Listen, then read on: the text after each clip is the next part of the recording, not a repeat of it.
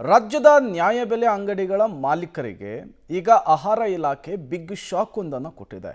ಏನದು ಶಾಕ್? ಬನ್ನಿ ನೋಡ್ಕೊಂಡು ಬರೋಣ.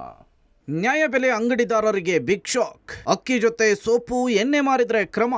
ಕಠಿಣ ಕ್ರಮದ ಬಗ್ಗೆ ಆದೇಶಕ್ಕೆ ಸಚಿವರ ಸೂಚನೆ.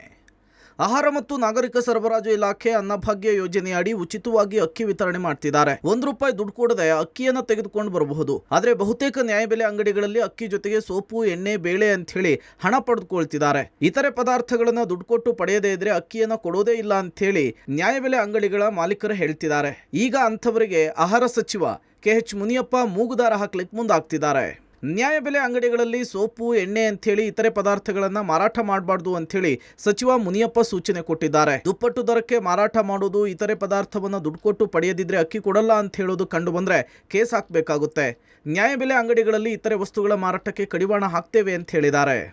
ಅಂಥದ್ದೇನು ಆಗಬಾರ್ದು. ಕಾನೂನುಬದ್ಧವಾಗಿ ನಾವು ಏನು ಜವಾಬ್ದಾರಿ ಕೊಟ್ಟಿದ್ವಿ ಅಷ್ಟೇ ಮಾಡಬೇಕು. ಮುಂದಿನ ದಿನಗಳಲ್ಲಿ ಹೋಲ್ಸೇಲ್ ರೇಟ್ಗೆ ಬೇರೆ ಬೇರೆ ವಸ್ತುಗಳನ್ನು ಎಣ್ಣೆ ಆಗ್ಬೋದು, ನಮ್ಮ ಬೇಳೆ ಆಗ್ಬೋದು, ಇಂಥವೆಲ್ಲ ಕಾಫಿ ಪುಡಿ ಆಗ್ಬೋದು, ಸಕ್ಕರೆ ಆಗ್ಬೋದು, ಹೋಲ್ಸೇಲ್ ರೇಟ್ಗೆ ಅವ್ರಿಗೆ ಸಪ್ಲೈ ಮಾಡಬೇಕು ಅನ್ನೋ ಚಿಂತನೆ ಇದೆ. ಅಂಥ ಕಾಲದಲ್ಲಿ ಅವ್ರಿಗೆ ಅಧಿಕಾರ ಕೊಡ್ತೀವಿ, ಅವಾಗ ಮಾಡ್ಬೋದು. ನಾವೇನು ಆದೇಶ ಇಲ್ಲದೆ ಮಾಡಿದರೆ ನಾವು ಕಮಿಷನರ್ಗೆ ಹೇಳಿ ಅದನ್ನು ಬಂದೋಬಸ್ತ್ ಮಾಡ್ತೀವಿ.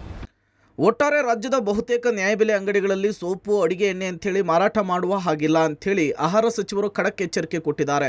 ದುಪ್ಪಟ್ಟು ದರ ವಸೂಲಿ ಮಾಡಿ ಆಹಾರ ಪದಾರ್ಥ ಮಾರುವವರ ವಿರುದ್ಧ ಏನು ಕ್ರಮ ಆಗುತ್ತೆ ಅನ್ನೋದನ್ನು ಕಾದು ನೋಡಬೇಕಿದೆ. Lokesh Kodgadala, public TV, Bengaluru.